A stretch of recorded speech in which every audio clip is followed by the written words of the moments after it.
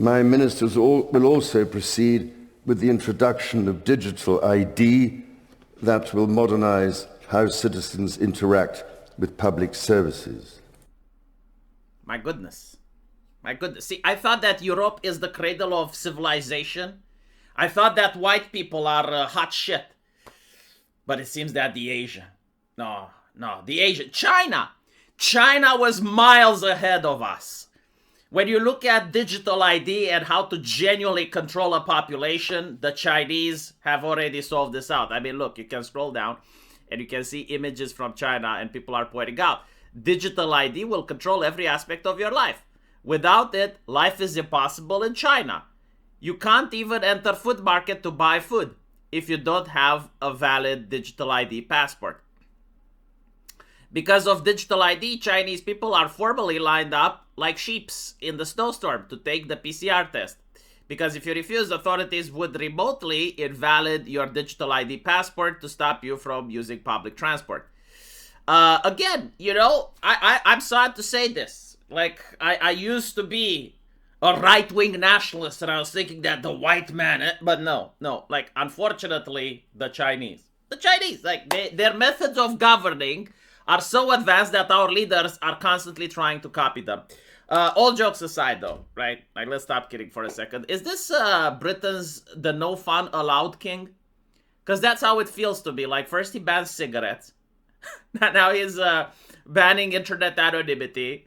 And is also in favor of people not having cars so that they have to show digital IDs when they use public transport.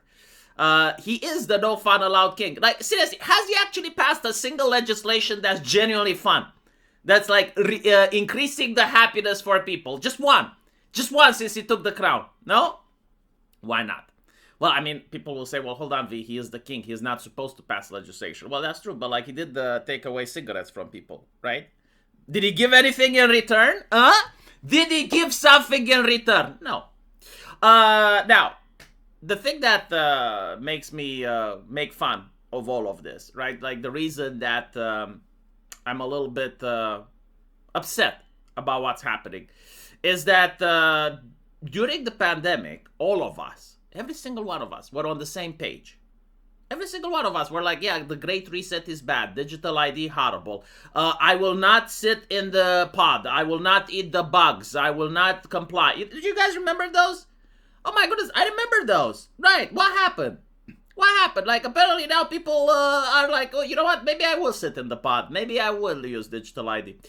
I mean, look at this. You can't basically say that democracy isn't working. Right? People are saying lovely democracy we're having. And when you look at the number of voters that do not support digital ID, they're less than 50%.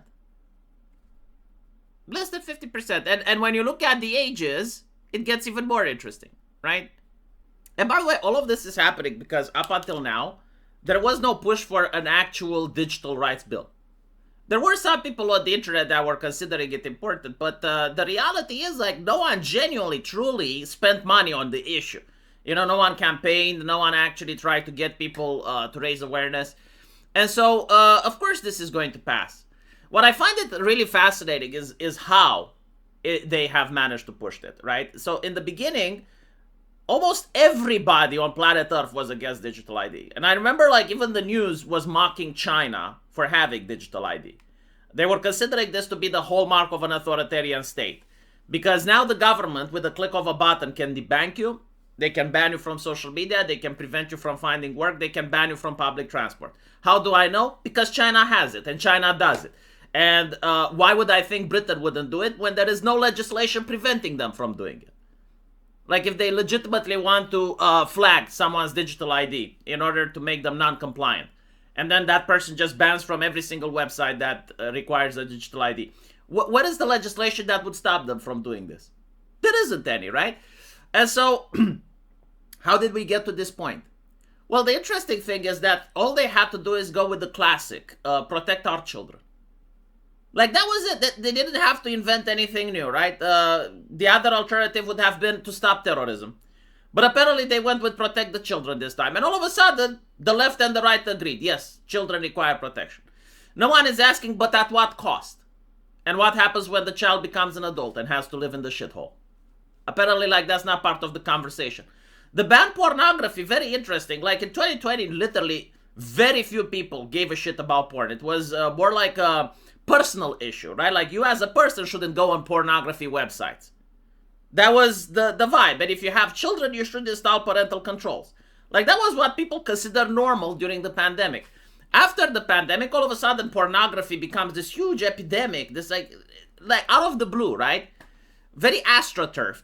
Now, what's interesting about it is that people like me that were saying this is going to expand beyond pornography. Like, it's going to go to online banking, it's going to go to hate speech laws, it's going to go to other places. We were, no, you're a degenerate. Okay, interesting.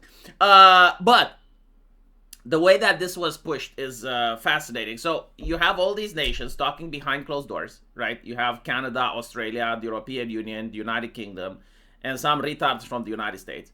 And they all talk together, and then they release it at the same time. They offer no alternative solution. They make it seem like either you're with them or you're a degenerate. And now they're trying to rush it through because the people are starting to realize what they're doing. Number one, it's not about the children. Number two, it's a huge security risk, with many people having, just last week in France, like hundreds of millions of accounts, social security numbers, private information being released to the public, right, through the dark web, because hackers managed to hack the system. Companies that no one heard about, companies from Israel, which are now making billions of dollars. I mean, they're charging, from my understanding, around $2 per identification. Like, that's insane, right? And so these companies are also collecting other data that nobody knows. Like, for example, Persona is one of these companies. It was exposed in its front end that it wasn't just scanning to see if people are over 18. It was scanning to see if they're for 200 other things, including if the person has paid their taxes, if the person has a face that looks like a terrorist, like all these other nonsenses, right? And so we can see where it's going. Like, the trend is more and more towards state control. And the problem is, like, this is what I don't get. Like, I would expect people to become more libertarian. In other words, defund the state. Like, that should be the normal mentality. Not abolish the state, right? Defund the state. Like, the state should still have an army, should still have police and everything, but it shouldn't have the money to afford all of this tech surveillance, to afford paying for Ofcom and committees and commissions, right? Like, this is the normal, healthy mentality of someone that's against it. It's defund the state. But instead, when I look at the dissidents on the online right, you know, I look at the Lotus Eaters and other people, they actually are happy with this. In fact, they think the state should be even more powerful. It's just that they should be in charge. It's like, okay, I mean, I guess that's one way to view it. Sure, why not? The reality is that if the state was popular, if the politicians were popular, I would understand why people wanted these politicians to have power. But currently, we have some of the most unpopular politicians in our history. And the reason for this is because they're cowards. The current political climate is risk adverse. And so politicians are fake and gay. If you have atomized individuals, right? Atomized individuals can be held responsible. You know what they did, you know who did it, you can hold them responsible. The opposite of the atomized individual is the committee, is the council, is the experts. And then you can't hold them responsible because the politician says, well, I mean, that's what the expert said. But more interestingly is that when you have politicians that are risk adverse, they have a team of experts which tell them exactly the body language they should do, what to read from the prompter, the speeches are managed. You do not have talk shows anymore. You do not have debates anymore. This isn't how the 90s used to be. Like, it's interesting how all these tradcons, you know, they don't mention about the time when politicians would actually be forced to debate. And they were forced to engage with their opposition, not just when the new elections is coming, but consistently, like throughout the year. Like, I remember in my country, for example, there were talk shows that held all the way up until 1 a.m. in the night. And the idea was that the politician became so tired that he started doing gaffes. And you realize that all politicians are doing gaffes, all politicians are imperfect, and so you have to choose the one that's still the most, I guess, like, fit for service, right? Like, if everyone makes gaffes, at least you get to choose the one that makes the least amount of gaffes, or the ones that can articulate himself under stress. And that was really good. You know, we had some of the best politicians when that thing happened. But now you don't even have a debate. Like, when's the last time you had someone from Labor and Reform be invited at the talk show where the host is genuinely neutral and they just want the audience to see which one of them can handle pressure? Right? But no, I mean, I guess, you know, the video game Helldivers, which the developers claim that it's a mockery for the United States, is actually a mockery for the European Union and the United Kingdom in the future. And what do I think about this? You know, I'm kind of sad. I'm not going to lie. This is not the type of world I want to live for my kids. But it's a survivable world at the end of the day. You know, like my parents lived through communism. I guess my children can live through this bullshit. People live in China just fine. You know, it's a functioning state. The trains arrive on time. Food is being delivered at people. So it's like, okay, I mean, sure. Why not? We could have had better, you know? We could have had gay space communism, but I guess we're going to have the Chinese authoritarianism. I joke.